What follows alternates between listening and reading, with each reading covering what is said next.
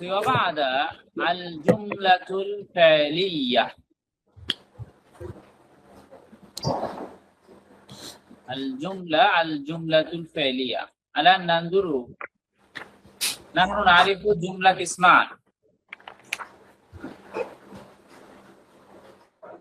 আমরা জানি জুমলাগুলো দুই ধরনের হয়ে থাকে। আউয়ালান জুমলাতুল ইসমিয়া, যে বাক্য ইসিম দিয়ে শুরু হয়, নাউন দিয়ে শুরু হয়, সেটা জুমলাতুল ইসমিয়া। আর দ্বিতীয়ত যে বাক্যটি, সেই বাক্যটি হলো জুমলাতুল ফেলিয়া। যে বাক্যটি ফেল দিয়ে শুরু হয় বা ভার্ব দিয়ে শুরু হয়, সেটি হলো জুমলাতুল ফেলিয়া। যে বাক্য ইসিম দিয়ে শুরু হয়, ওই বাক্যের দুটি অংশ থাকে, একটি হলো মুবতাদা আর অন্যটি হলো খবর। মুবতাদা সাবজেক্ট আর খবর হলো অবজেক্ট। আমরা বলেছিলাম যে শব্দটি মুবতাদা হবে ওই শব্দের পেশ দিতে হয়, যে শব্দ খবর হয় তাকেও পেশ দিতে হয়। না, মুবতাদা খবর আমি আর প্রথমে মুবতাদার অর্থ হয়, এরপরে খবরের অর্থ। এটা আমরা ইতিপূর্বে পড়ে। আরেকটি ফাইল থাকতে হবে, ফাইল, ফাইলুন এর এবং হলো ফাইল। ওকে, তাহলে আমরা বলেছিলাম প্রথমত একটি জুমলাতুল ফেলিয়ার মধ্যে একটি ফেল থাকবে, ভার্ব থাকবে, আর একটি ফাইল মানে কর্তা। এই যে ভার্বের কাজটা যে করে তাকে আমরা ফাইল বলি, ফাইল থাকবে। সানিয়ান দ্বিতীয়ত ফেল থাকবে, ফাইল থাকবে এবং মাফউল থাকবে। মাফউল মানে কর্ম, ফাইল যে কাজটা করবে।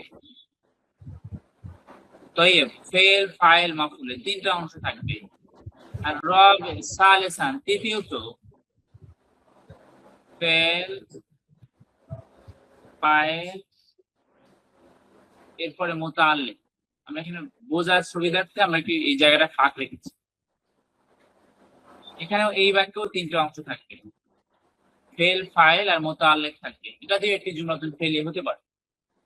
জুমলাতুল ফেলিয়া হওয়ার জন্য সর্বশেষ চারটা অংশ থাকতে পারে জুমলাতুল ফেলিয়ার মধ্যে, ফেল, ফাইল, মাফউল, মুতাআল্লিক। তাহলে আমরা এখান থেকে যেটি পেলাম সেটি হলো জুমলাতুল ফেলিয়া হওয়ার জন্য ন্যূনতম দুটি অংশ থাকতে হয় একটি জুমলার মধ্যে, ফেল অথবা ফাইল। আর সর্বোচ্চ চারটা অংশ থাকতে পারে, ফেল, ফাইল, মাফউল, মুতাআল্লিক। একটি জুমলাতুল ফেলিয়া হওয়ার জন্য ফেল, ফাইল থাকতেই হবে। এর সাথে মাফউলও থাকতে পারে, এর সাথে মুতাআল্লিকও থাকতে পারে, আবার এর সাথে মাফউল, মুতাআল্লিক দুটাই থাকতে পারে। ওকে, ইলাহি খালাস। আমরা ফেল গুলো দেখেছি, ফেল গুলো তার নিজের মতো করে এরাব হয়ে থাকে। ফেল মাঝে হলে মাঝের মতো এরাব দিব,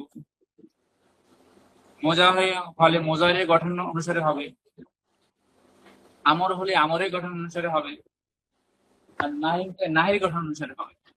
তাহলে ফেল তার নিজের মতো করে হবে। এরপরে ফাইল যেটা একটা এসএম, মাফুলও হলো এসএম, মাফুল যেটা আসবে সেটা হলো এসএম। আর মুতাআল্লিক যে সেটা হলো হরফুল জারের পরে এসএম আসবে, হরফুল জার এর পরের এসএমটা, হরফুল জারের পরের এসএম। হরফুল জার পড়েছি কি ছিল, ফি, ইলা, মিন, বা, এগুলো হরফুল জার ছিল, হরফুল জারের পরের এসএম। এখন লক্ষ্য করি ফেল তো তার মতো এরাব দিব। এই ফেলের পরে যে ফাইল থাকবে কর্তা, তাকে আমরা পেশ দিব সবসময়, পেশ। এর পরবর্তী যে এসএমটি হবে ওই এসএমটিকে আমরা মাফুল বলে থাকি। এটা সবসময় জবর হবে, কর্ম। ধরুন আমরা দেখবো একটু পরে, মাফুল সবসময় কি জবর হবে। আর হারফুল জারের পরে যে এসএমটি আসে ওই এসএমটি জের হয়। হারফুল জার মাজরুর মিলে দুইটা অংশ মিলে একসাথে মুতাআল্লিক বলা হয়। গুনা, এখন একটি বিষয় আমরা মনে করিয়ে দিই, সেটি হলো আমরা ইতিপূর্বে বলেছিলাম